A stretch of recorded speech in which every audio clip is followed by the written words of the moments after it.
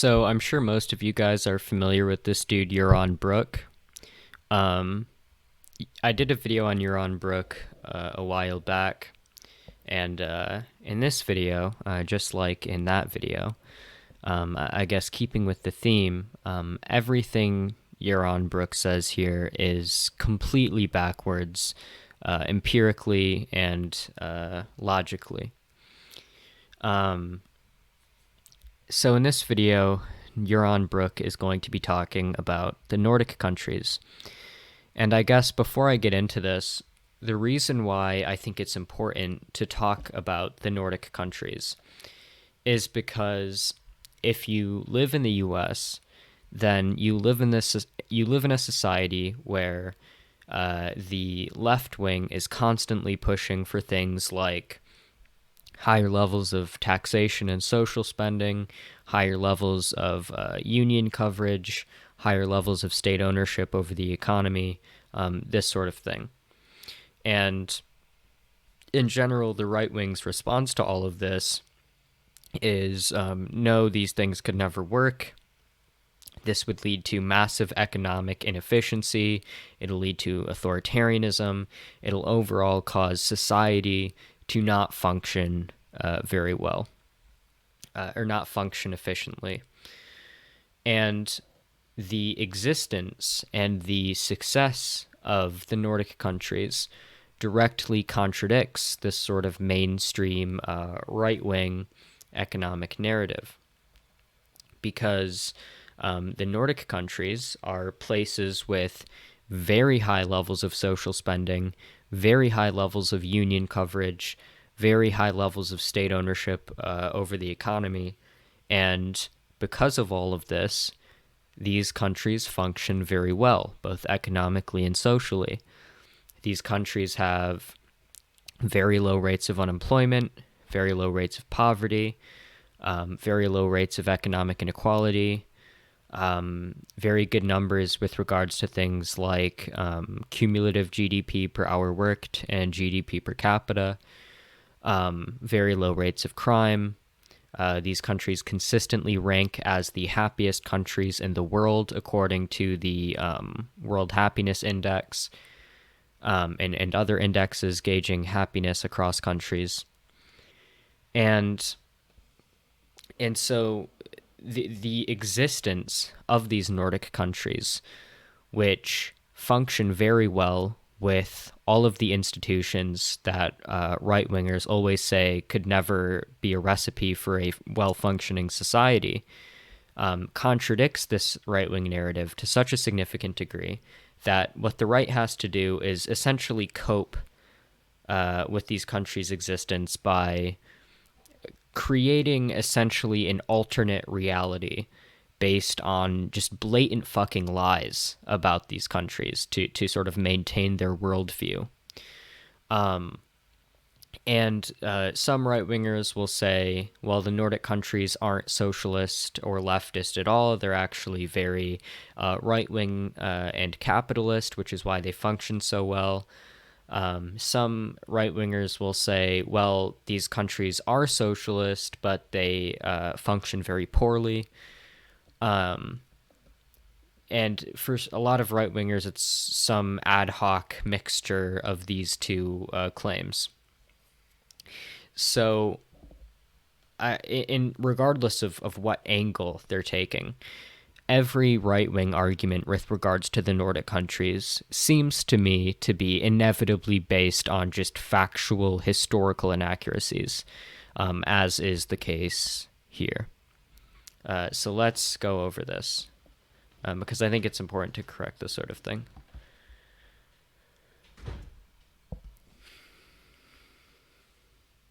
I get a lot of questions about Scandinavia. And the essence of the question is this. How come these countries have such high taxes, huge welfare states, and yet their economies do pretty well, and the people describe them as some of the best places to live on Earth. So let me just take the last thing. I don't know how those places can be the best place to live on Earth. Do you know how cold it gets there in the winter? I think if they came just for a little bit to Southern California, they'd realize that Scandinavia is not one of the best places to live in. So I know that was like tongue in cheek, but if the Nordic countries like weather is like so terrible, right? And yet they still rank consistently according to various indexes such as the World Happiness Index as the happiest countries on the planet, then wouldn't that mean that wouldn't that be like a point in my favor? Like wouldn't that like do the opposite of support your point? Because like that would just go to show that despite having this terrible weather, these places are so happy because their leftist economic institutions are function so well. So I guess there's that. Anyway, put that aside. How do we we claim that freedom is necessary for economic growth, and yet, so first of all, notice how he just defines freedom as like free market capitalism. In fact, as a sort of a nitpick, the actual definition of freedom is the ability to do as one wants in life without hindrance or constraint. The lack of an ability to afford healthcare, or the fear of leaving your job so you can pursue something you want to pursue in life because you're afraid of losing your healthcare that's tied to your employer, or you're afraid of not being able to feed your children. These things are objectively massive hindrances on the ability of people to live as they want, i.e., impediments to freedom that exist in free market economies, which can be done away with through things like social spending and regulation. So like already here, Yaron Brook's framing of free market capitalism as freedom and anything else as unfreedom is just a categorical philosophical mistake. But first of all, let's be clear. The difference between Scandinavian economies in taxes, in regulation, in welfare state, and the U.S. is nowhere near as big as you think. The United States is very similar today in Scandinavia in terms of the amount of redistribution that happens, in terms of the level of taxation, and in terms of the level of regulation. One could argue even that America regulates far more than do these other countries. Take a country like Denmark. Denmark regulates its financial institutions less than America regulates its financial institutions. Okay? So it's not clear here that Scandinavian economies are dramatically less free than an American economy. Indeed, if you look at these surveys that they do, these rankings that they do of economic freedom, Denmark, for example, is listed as more economically free than the United States in at least the two major surveys here, in the Heritage Economic Freedom Index and in the Fraser Institute Economic Freedom Index. Denmark is ranked higher than the United States because they regulate less, significantly less.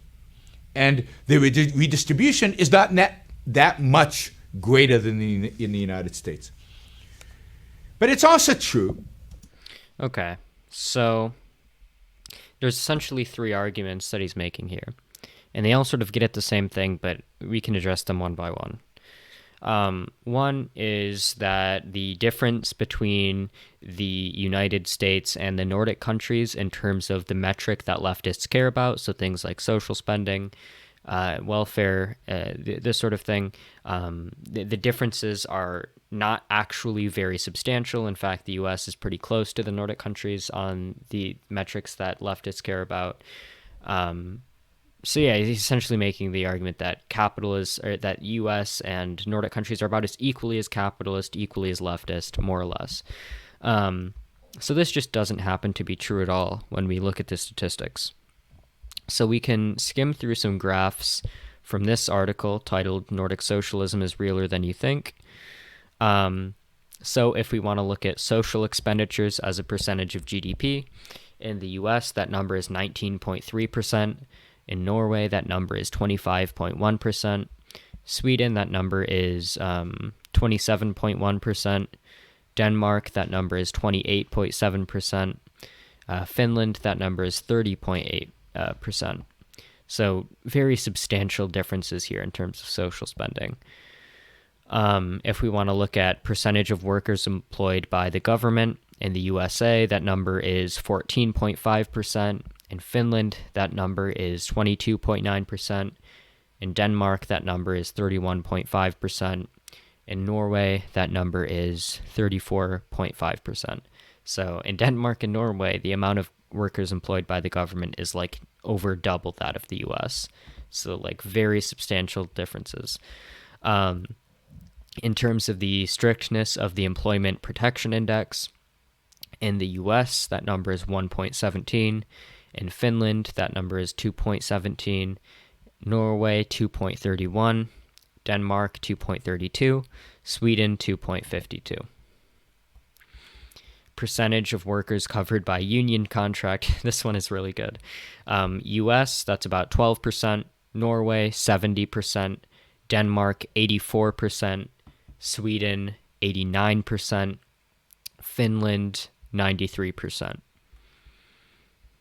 State ownership, in terms of government financial assets as a percentage of GDP. In Norway, that number is currently 331.4%. In Finland, 129.3%. And USA, 25%. Value of state-owned enterprises as a percentage of GDP. US, 0.4%. Finland, 52.3%. Norway, about 88%. And I think that's it. Yeah. So the general point here is that there is, in fact, a massive, massive gulf between the US and the Nordic countries in terms of the metrics, the economic metrics that leftists and capitalists tend to care about and disagree on. So Yaron Brook's idea that they're like more or less the same is completely fucking absurd. It's just not true at all.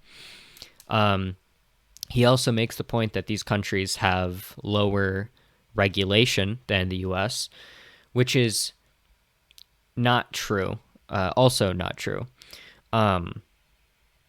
So this talking point is based on data from the Economic Freedom Index, and its ranking of different countries in terms of how strong they are, like in terms of their regulations.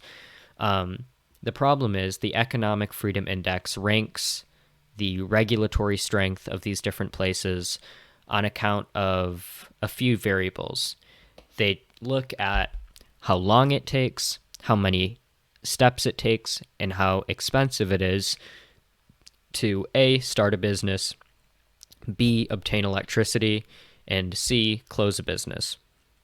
And I think that's literally it. That's it.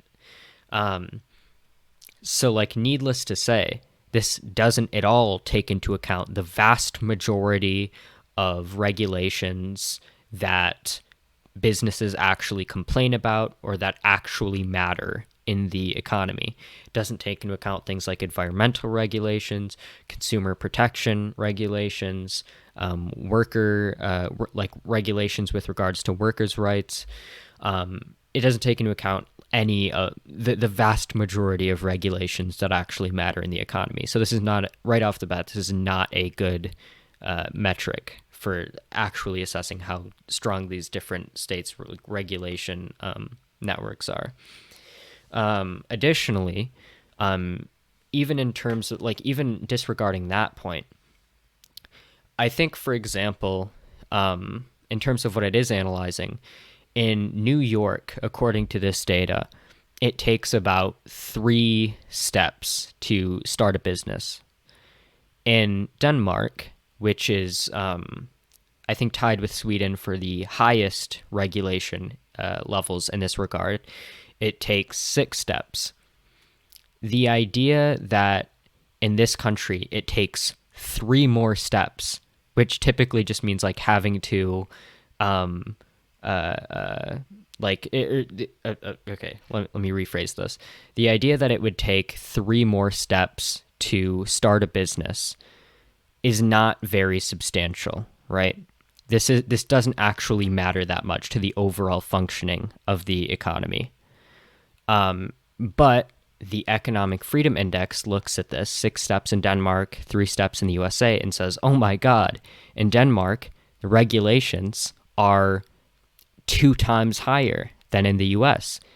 And they take that as like this massive difference, even though this has clearly not much at all of a difference in how the economy actually functions. Like, this doesn't matter much. Sure, it's annoying, but having to wait a few more days or having to take a few more steps to obtain electricity or start a business is not that substantial. But according to the index, it is, right? So that's just 2 reasons why this like regulatory measure fails.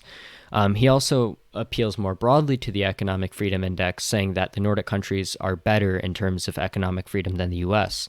The problem here is that the Economic Freedom Index, even though it's called the Economic Freedom Index and is used by right-wingers all the time, if you actually look at what it's measuring way more than just how capitalist or how socialist or how free market an economy is. It's measuring things like corruption in the government, the level of impartiality of the judicial system, all kinds of different things that are just like objectively good and agreed upon as good by literally everyone across like different political aisles, and yet have nothing to do with like how redistributive the economy is or how free market or socialist the economy is. So to use this as a measure of that is not right. It's dishonest to use it that way. So yeah, I guess we can move on.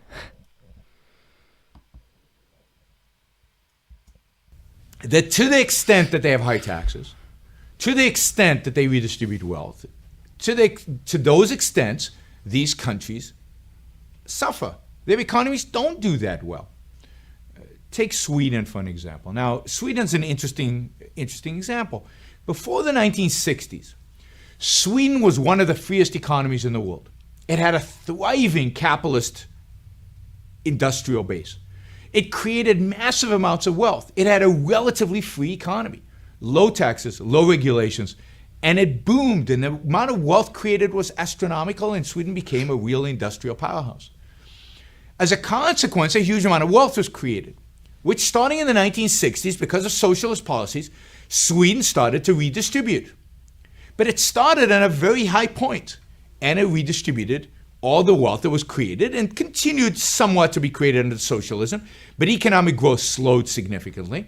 The redistribution cost Sweden a lot. Wealth creation halted, and what they were redistributing was wealth that had already been created in the past. By the mid-1990s, Sweden was in grave economic problems because it couldn't continue redistributing wealth that it wasn't creating. What happened? And of course, that kind of economy also suppresses innovation, suppresses entrepreneurship, suppresses people using their mind, people being free, people, doing what's necessary to have a thriving economy. And you saw people leaving Sweden to free up places for tax reasons. I remember Yaron Brook, ABBA, looked for places where they would pay less taxes. And you also saw entrepreneurs leave, go to other countries where they could be entrepreneurial and benefit from it versus Sweden. So in 1994, Sweden started changing. It started reducing regulation. It started reducing government spending. It started reforming its welfare programs. And it started, in essence, shrinking its government. And it's been doing that for the last, 20 years, a little under 20 years. As a consequence, the Swedish economy started growing again. Wealth creation started reigniting. You've got a decent economy in Sweden. It's not thriving. It's not through the roof. It's not back to what it's not to where it would be if Sweden was truly free. It's doing better, right? So, okay, so where the fuck do I even start? So essentially, Yaron Brook's narrative of the history of Sweden is before the 60s, it's free market capitalist. Then in the 60s, socialists, and it's growing very strongly. Starting in the 60s, the socialists take power. And then when that happens, growth plummets, new wealth isn't being created, productivity comes to a halt, economic growth comes to a halt. And then in the 90s, because of the, negative effects of welfare and social democratic policies, the economy is in such a bad state that they then do like welfare reform and become more capitalist, and now their economy is doing better again because of that. So there's a few points here. So for one, to frame it as if Sweden's social democracy came out of nowhere in the 60s is just not true. Social spending in Sweden had been rising pretty steadily for decades before the 1960s. So the way he's framing it is not right. Additionally, to say that growth plummeted and new wealth wasn't being created in the 60s because of social democratic policies is factually incorrect. According to OECD and IMF data, from 1960 to 1980 in Sweden, GDP per capita doubled. From 1980 to 1990, GDP per capita in Sweden grew another 20%. So throughout the time period that Yaron Brook is talking about under social democratic policies, where he's saying growth plummeted and new wealth wasn't being created, Sweden actually, in fact, saw very strong and very healthy economic growth. So that's just, what he's saying is just a lie. It's just like a blatant fucking lie. And additionally, he's saying that in the 90s, the economy was in a bad state because of like the culmination of all of the welfare burden on the economy and stuff. This is just not true. So there was an economic collapse in Sweden in the 90s. But the reason this collapse happened was because of a few things. For one, it was because of a rapid deregulation of credit at a time when real post-tax interest rates were literally negative, which created a massive housing and equities bubble. And then after the fall of the Berlin Wall, Germany opted for a currency parity of 1 Ostfranc to 1 DM, causing the rest of Europe to tighten their monetary policy to preserve their currency parity. And then Sweden, in turn, had to hike up interest rates very high in a very short period of time, which in effect popped the housing and equities bubble, leading to like massive decrease in inflation, which was also spurred on by massive tax reform after the Social Democratic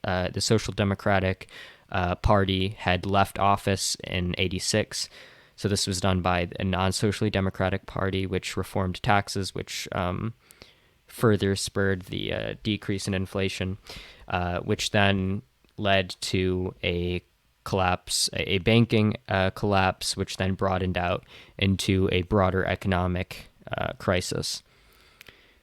So, to reiterate, this crisis was because of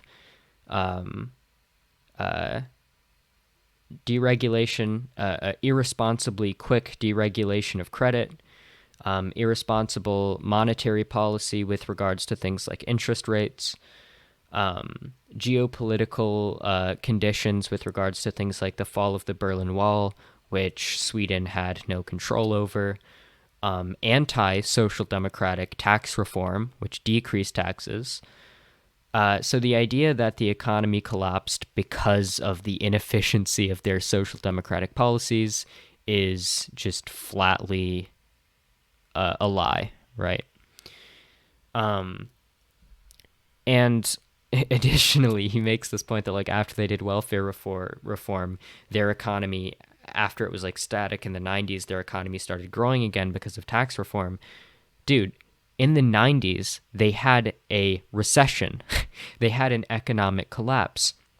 Generally, when you have an economic collapse, after that collapse is over, you see a recovery. So yeah, of course, it's not surprising that Sweden is now seeing better growth than the growth rates under a literal recession, but that doesn't mean that it's because of like their welfare reform or anything. This is just how recoveries go. So it's like, yeah, no shit. um, but anyways, moving on. These countries, America is not as free as you think it is. It's far less free than you think it is, particularly on the regulatory front. Again, his measure for regulation isn't a very good one. And these countries are not as unfree as you think they are. Again, his reiterating the point that the USA, the Nordic countries, aren't that far apart. In terms of their economic policies, this couldn't be further from the truth. No data bears this out. They're not. Indeed, a country like Sweden is moving in the other direction, is moving towards more freedom, not less. Take Norway. The reason Norway has such a high standard of living and the economy is doing well is because they've discovered oil. It's a small population. The government gets huge royalties on this static natural resources called oil, which they distributed to the citizens. Are Norwegians happy? That was a fucking lie. So people like to say this about Norway a lot, that it works and its welfare state works because they just have these massive oil reserves. People like to say this because they don't know fuck all about the actual economy of Norway. So it is true that Norway has big oil reserves, but these oil reserves are not given to the government, or the returns on these oil reserves are not given to the government for purposes of welfare spending. The money with regards to Norway's oil reserves are kept in a sovereign wealth fund, and 96% of the returns on the assets in the sovereign wealth fund are reinvested into the sovereign wealth fund, and the investments of the sovereign wealth fund are by law investments abroad. So Norway is not using their money from the oil to fund their welfare state, and they are not using it to invest in their local economy. It's all invested abroad in a sovereign wealth fund. So Norway, the one thing that can be said about their oil is that it artificially inflates Norway's numbers with regards to GDP.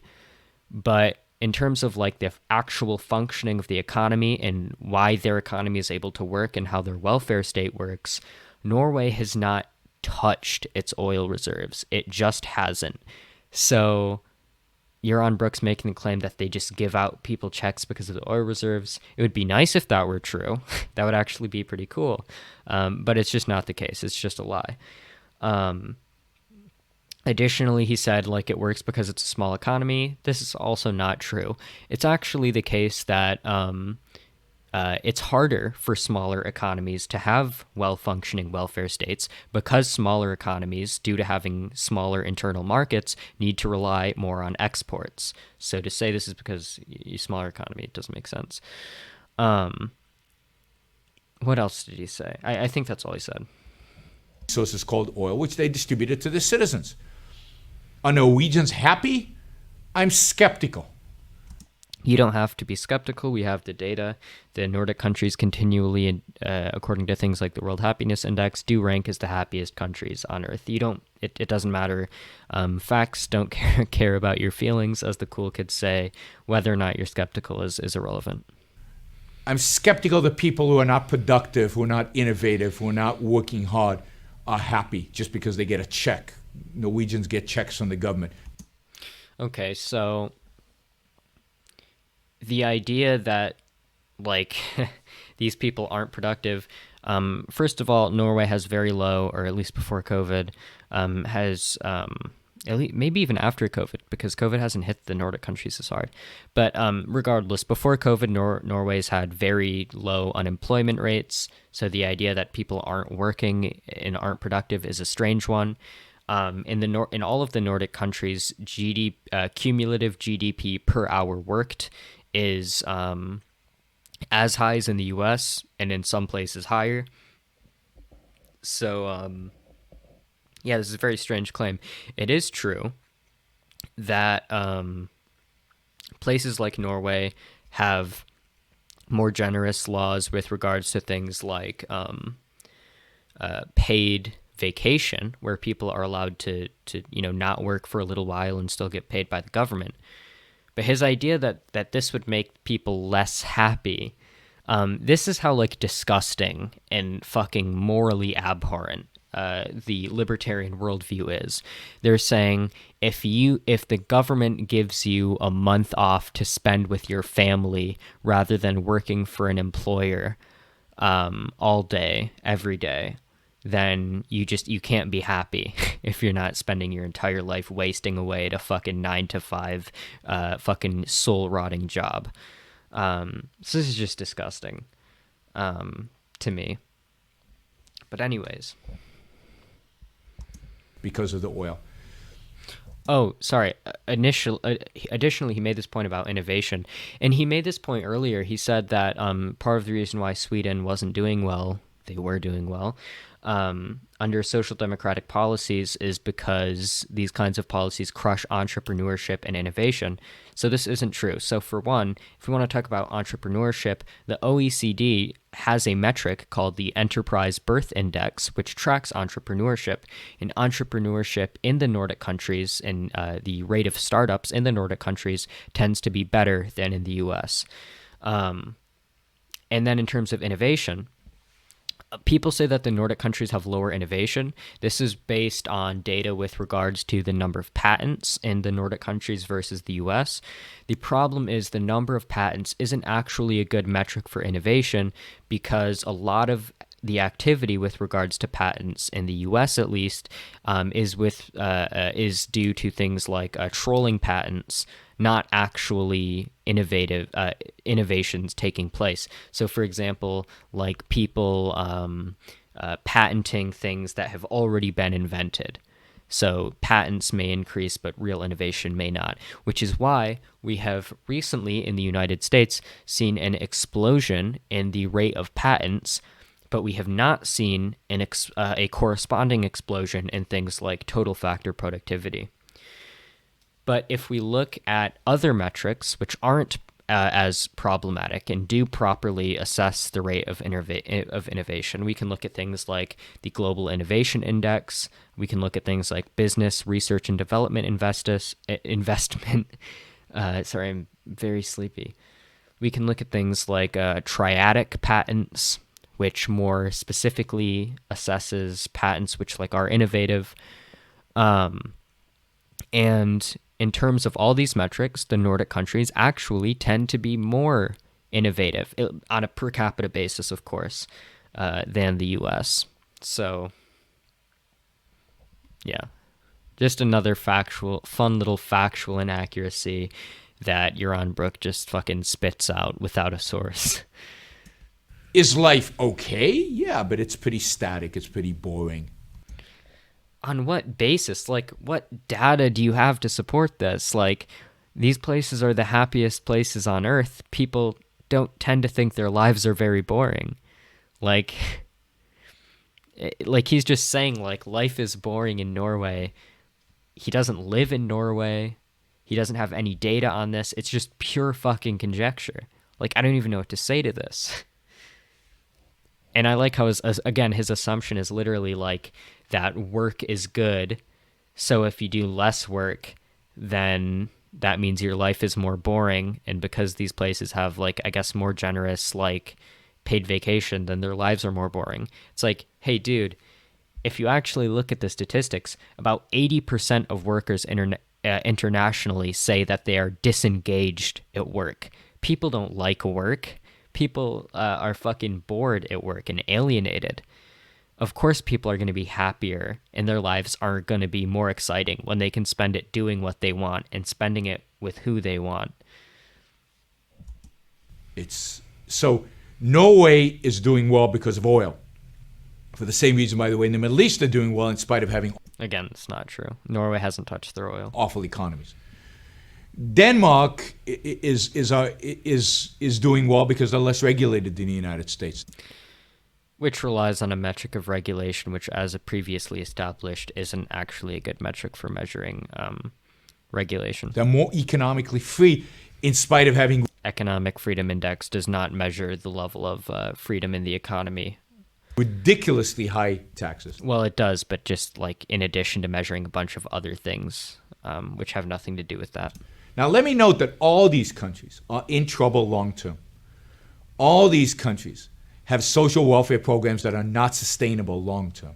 So even Sweden, as it's reduced its welfare programs, still, even at current levels, they're not sustainable. And the United States, of course, has a redistributive regulatory state that's not sustainable long term. So all of these countries will suffer the consequences long term.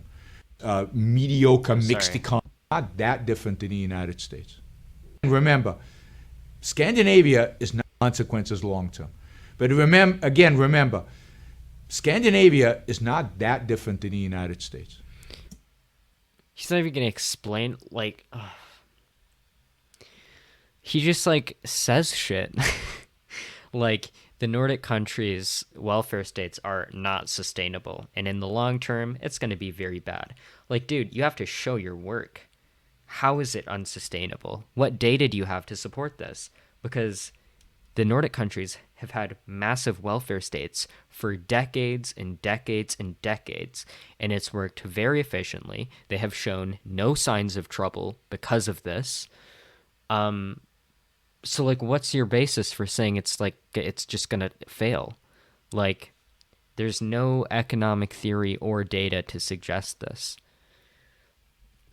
And yeah, okay. And the United States is less free than you think. They're more free than you think. And the world generally, Europe and the United States are coming together in this mediocre mixed economy place of very little economic growth, very little progress. And it's a scary place given the liabilities that those economies have taken on in the future. So there will be a day of reckoning for all these mixed economies. It's just a question of when. Okay. Yeah, I mean, yeah, I think I addressed everything you said. Can't believe that Daniel deal you. Whoops. Yeah. That's all I wanted to say, I guess, about that. Obligatory thank you to my $10 patrons, that being Cade, Alex, Daniel, Benny, Isocratic, Liam Dakami, and Hate Corruption. If you want to subscribe to my Patreon, I write essays about politics and stuff that you can read. And for $10, I will say your name at the end of my videos, thus immortalizing you in leftist history. So yeah, the link to my Patreon will be in the description. Check it out if you want to.